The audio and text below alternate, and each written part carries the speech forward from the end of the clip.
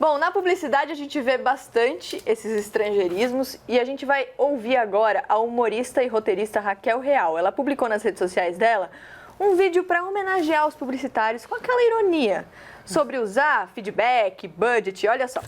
São 40 vídeos e um post no Instagram de cada creator. O deadline é daqui 2 horas e meu budget é de R$2. Briefing! Networking! Bullet points! Deadline! Do's e don'ts! Tá super aprovado. Só tem alguns ajustes aqui que a gente acabou fazendo no nosso double check. É aquela lei dos 3 Bs. Brainstorming, briefing e budget. Sei, pode falar. Sou muito workaholic. Double check, follow up, KPI, call to action, bullet points, brainstorm, let's do a call, target. Eu gostei da canequinha aqui, ó. Inclusive eu tenho a mesma caneca que ela é maravilhosa. Ela falou sobre vamos fazer uma call ou um call, nem lembro como as pessoas falam. Gente, vamos fazer uma ligação, né? Nesse caso eu sou total da ligação. Vocês uma não? chamada de vídeo? Chamada de vídeo. Eu uso os dois, mas eu uso mais chamada de vídeo. Vamos ligar no vídeo, vamos ligar no vídeo. No vídeo. No vídeo. Quer dizer... Grande poeta romano, não é elegante? Vídeo. Não é elegante falar, vamos ligar no vídeo? Bom, a gente está falando aqui sobre isso hoje, só que às vezes, como a gente viu, não tem uma palavra em português para definir esses termos, principalmente quando a gente está falando de tecnologia.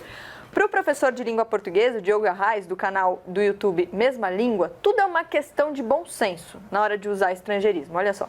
Em se tratando de língua, principalmente do discurso falado, nós temos que considerar que os exageros podem ser ruins. Então nós temos que tomar cuidado com o exagero. A grande bússola é a bússola da sensatez. Saber até que ponto, por exemplo, um determinado texto tem clareza ou não tem clareza devido ao uso excessivo de estrangeirismos. Então a grande questão está no exagero. E também nós temos que considerar que determinadas palavras estrangeiras são vitais a um discurso. Por exemplo, uma palavra muito conhecida como selfie. No Brasil não se usa o termo autorretrato, né? Ou como, por exemplo, em uma proposta antiga, em um estudo antigo, se nós traduzirmos a palavra futebol, nós teríamos aqui propriamente, pura e simplesmente, da nossa língua a expressão ludopé. Não se usa, então nós temos que pensar nessa questão da sensatez, ser sensato é o melhor caminho, mas principalmente pensarmos nos nossos ouvintes, também leitores, e na clareza de todo o texto. Sensatez sem o exagero. Grande Diogo, gosto muito do trabalho dele, já o entrevistei também. O Diogo mostra o bom senso. Eu vou utilizar sem critério qualquer palavra estrangeira com um sentimento de imitação ou uma síndrome de viralatismo, como diria Nelson Rodrigues?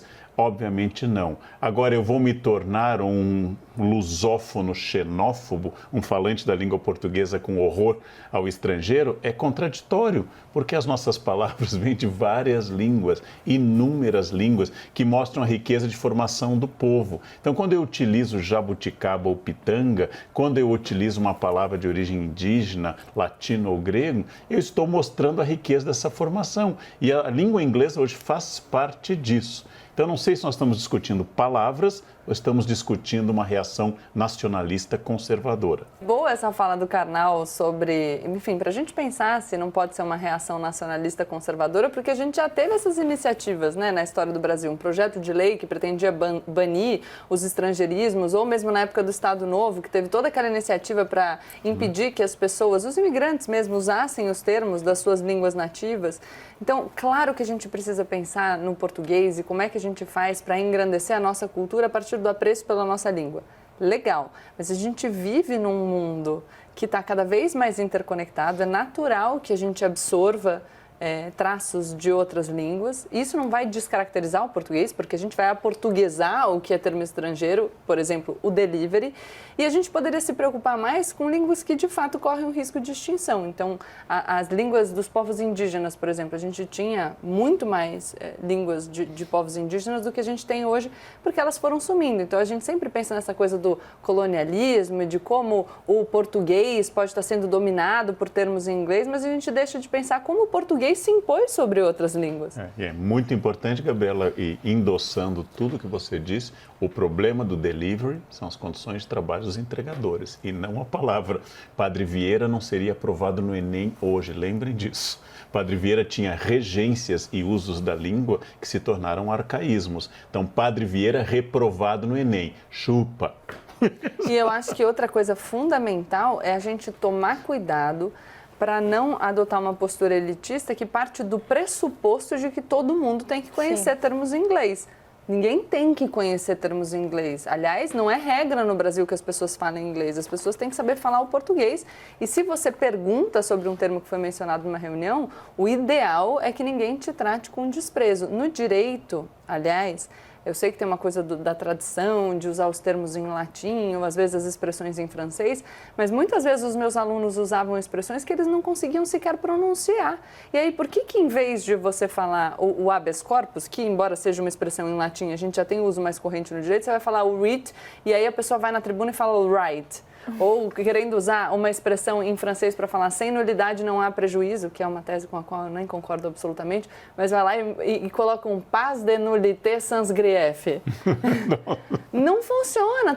Tá tudo certo falar só o português. Não precisa ficar pegando esses termos como se fosse mais bonito ou você fosse parecer mais intelectualizado porque você está usando uma expressão em outra língua.